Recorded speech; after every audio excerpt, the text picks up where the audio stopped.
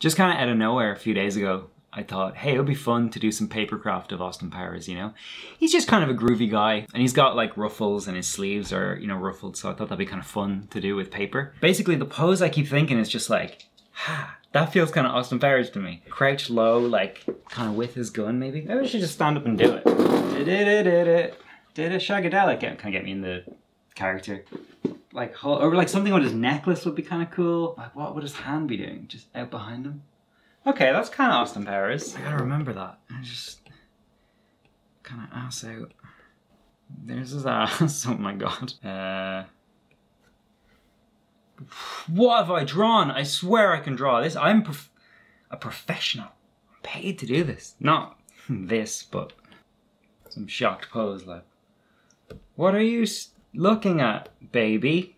That's classic Austin, his catchphrase. This is basically how I work. I start out so rough that I'm kind of embarrassed to show it because it looks bad, and I keep adding layers and gradually refining it until I have something that I like. I had a feeling in mind for the kind of pose I wanted, but it took a bit of trial and error to figure it out. Really early on, I drew him with a finger gun, and it looked good, but I started thinking, you know, maybe it should be a claw, like a sexy tiger kind of thing. That feels like Austin Powers to me, you know? And then there was this hand pose that I saw him doing like a bunch of reference images, so I tried that as well. And after not quite being able to get either of them to work, I realized that the first pose was better anyway. And that's just what drawing is sometimes, you know? Sometimes I have to wrestle with an idea, and there's no telling whether it will click into place after 5 minutes or an hour. And I used to think that that made me less of an artist, but I've come around to thinking that it's more about persistence than talent. It doesn't really matter how you get there. I drew this on a Friday evening after a long week in a string of long weeks during a pretty hectic animation job, so I'm going to let myself off the hook anyway. What we're seeing here with my head creeping into the bottom of the frame, that's like a little teaser of what I was going to discover later on in the 9 hours of footage that I shot. Yeah, that's Austin Powers, right? That works. Cool. That was a good way to spend some time. So I finished the drawing and I inked it off camera because I knew it was just going to take ages. And then I needed to transfer it onto some tracing paper. If I had a printer, I could have skipped this step, but I don't. So I just traced it right off my Cintiq. And it was a little hard to see, but it worked well enough. While writing the script for this video, I realized that even though I think of myself as someone who really loves to make things out of paper, like it's one of my fundamental characteristics as a person, I hadn't actually done it in about 10 years. In 2012, I made this Julian Casablancas from The Strokes for my friend's birthday. And I also made a family portrait for my parents around the same time, which they still have in their house today. And I just have to say, my poor dad didn't deserve this. Why did I do that to him? I don't think they're very good anymore, but the process hasn't really changed since then. For this one, I used 300 GSM watercolor paper. My dog is yawning beside me. It's nice and rigid, but it's still easy enough to cut, so it's pretty good for these purposes. And so I started tracing out each shape with a light box. He's sniffing the microphone. If you've never seen this process before, basically each piece is cut out and layered up to make the final thing. And so when you're tracing the pieces to be cut, they need to be full shapes spread out separately from each other. And the drawing is flipped at this stage because everything I'm cutting will be turned over, so this inky side won't be visible in the finished piece. And figuring that out, for some reason, always confuses me. I don't know why. A lot of my footage for this bit, and well, a lot of other bits really, has my big head in the way, because I'm still getting used to shooting overhead stuff. I'd set the camera up and get the shot looking good, and then like lean in for a closer look at what I was doing, completely block it. And I even remember like peeking my head back to make sure it wasn't in frame anymore, and of course it wasn't, so the shot still looks great. So frustrating. So anyway, when I traced everything, I had something that looked like this. Now for colour, I used Polychromos colouring pencils and Posca pens, but I only have small sets of each, so my options were kind of limited. And so I thought it would be a good idea to take a few minutes to test how they interacted, and I tried to figure out my palette too. My plan was to lay down a base coat with the paint markers and then come back later and give some areas, you know, some more texture and depth with the pencils. And I wanted to see if I could combine them to make a nicer skin tone and that kind of thing.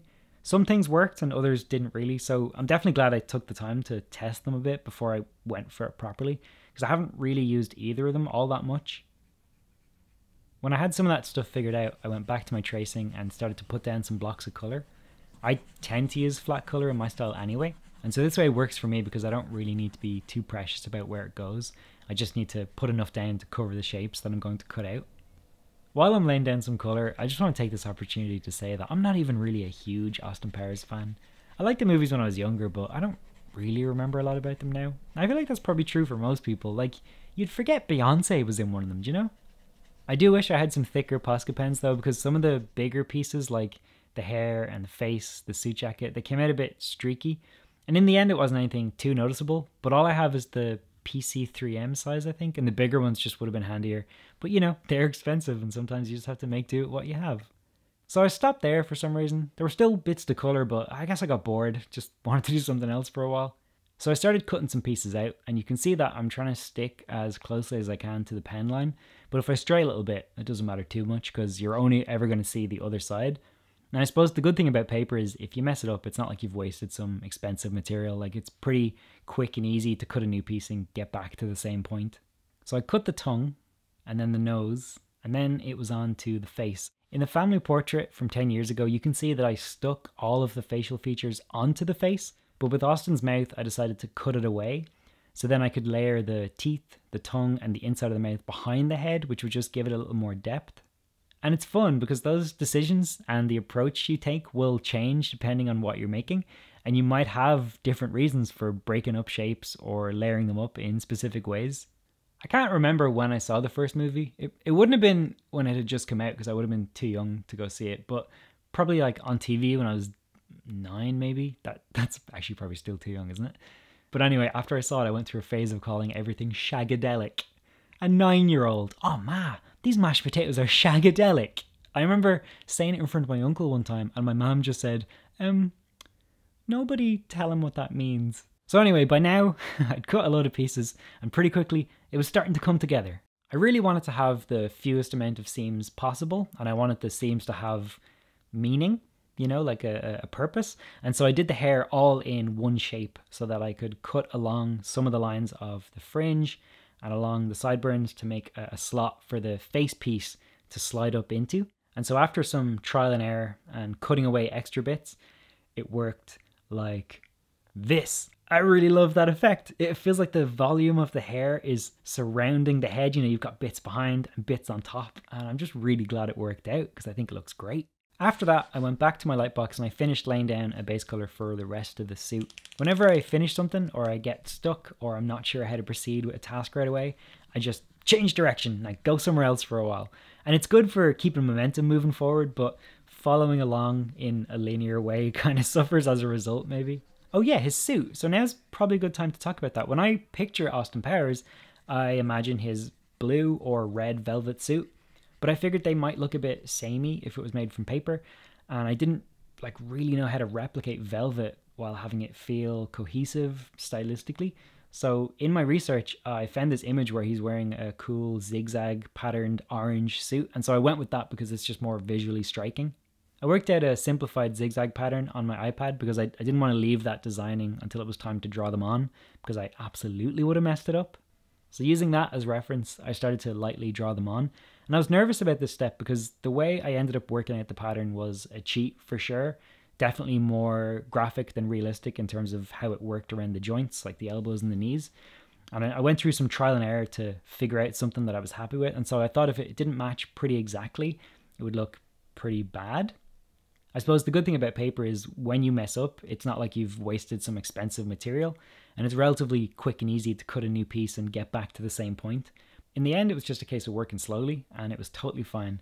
And then they all looked like this. When I was happy with that, I came in with a Posca pen and started to thicken them up. A lot of the footage that I have for this bit looks like this. Like, a lot of it, which is not great. But anyway, I finished painting on the rest, and it took so long that I had a welt on my finger by the end.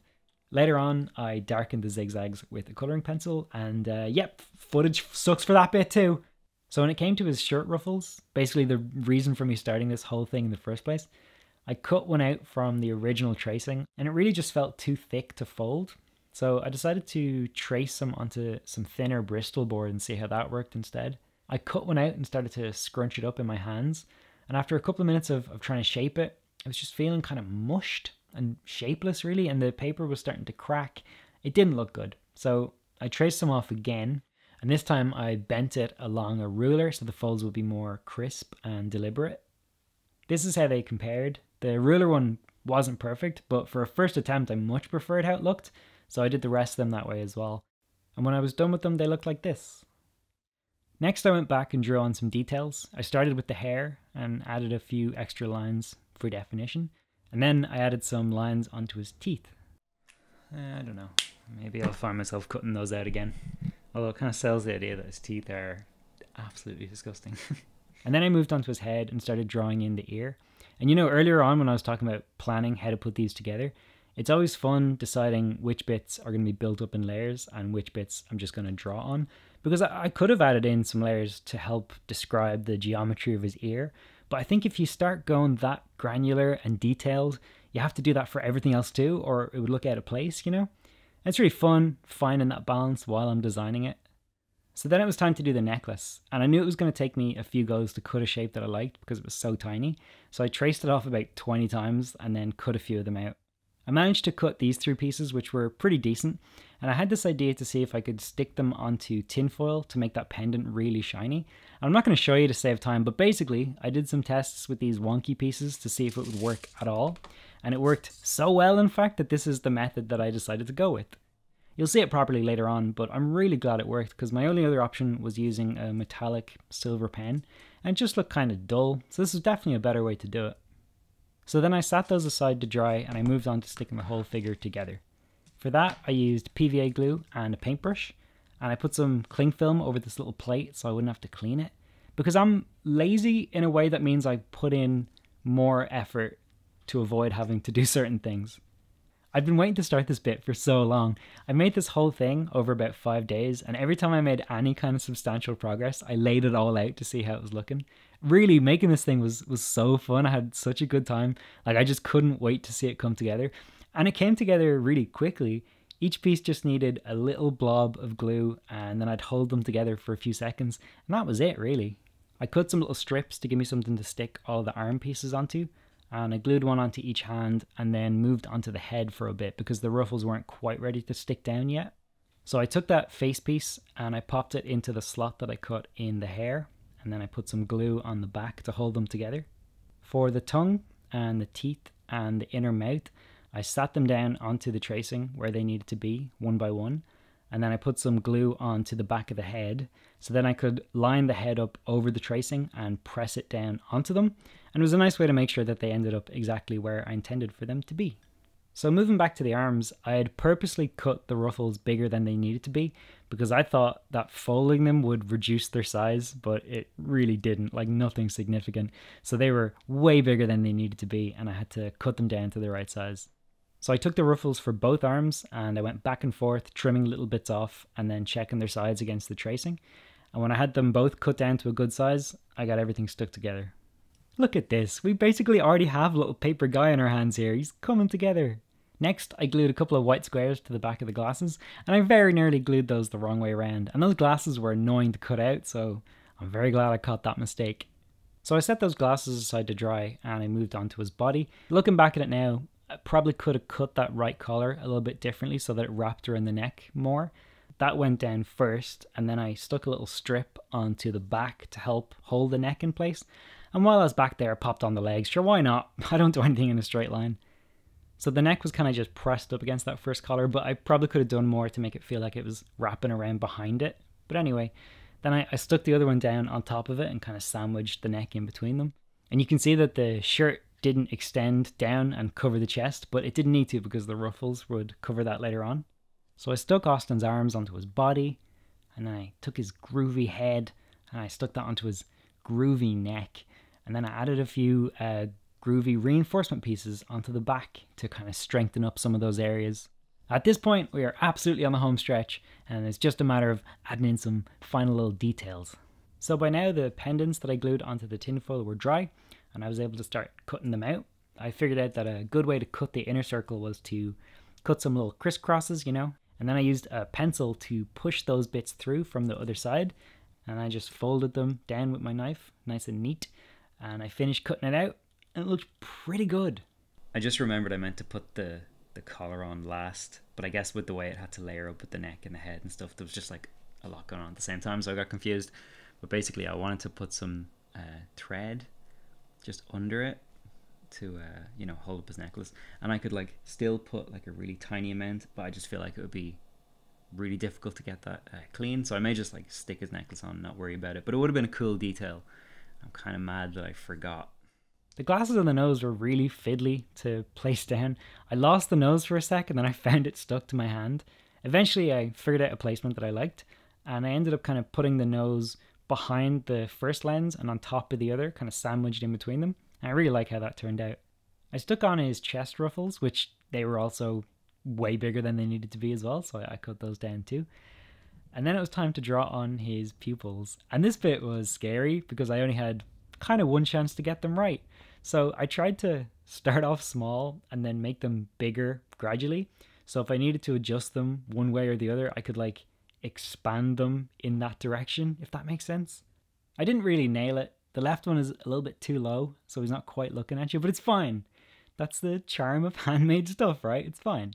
Anyway, I stuck on his little necklace and then his little pocket. And when I was struggling with his eyebrows, my girlfriend silently mouthed to me to ask if I wanted a pair of tweezers. You can speak. You told me to be quiet. Yeah, but I'm speaking to you, so... Well, I didn't know the rules. I thought maybe you could just talk and I can. There's no rules. You told me to be quiet. I asked if you wouldn't mind for a minute. I didn't tell you. I'm following your rules. So- I'm meant to live. I just didn't think to ask for a pair, and they definitely would have made the whole thing a lot easier, but like, what can you do at this point, you know? Anyway, I used those tweezers and got his eyebrows stuck on, and then our groovy little guy was done. I think it's super charming. I had loads of fun putting it together, and it was really, really nice to get back to finally doing something that I thought about for literally years. I really can't express how happy I am with this thing. I think it's so charming, and I normally work digitally, so making something physical that you can hold in your hands at the end, he's like a real little guy. That's very cool, very satisfying, and I had so much fun doing it. If you like this video, maybe give it a thumbs up. And if you're not subscribed already, I would ask that you consider doing that. I have loads more stuff in the works, and hopefully I can get that out sooner rather than later. And my head will not be in the way of that footage, so look out for that. Cheers.